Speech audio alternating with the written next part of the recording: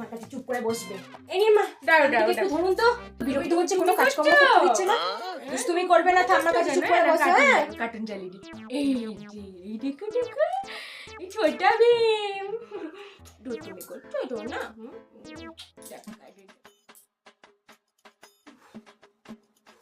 নাতনি কোথায় গেল আপনার? ওইটার কাকাই এসেছিল, নিয়ে গেছে। আচ্ছা ঠিক আছে, আপনি একটু সরুন তো।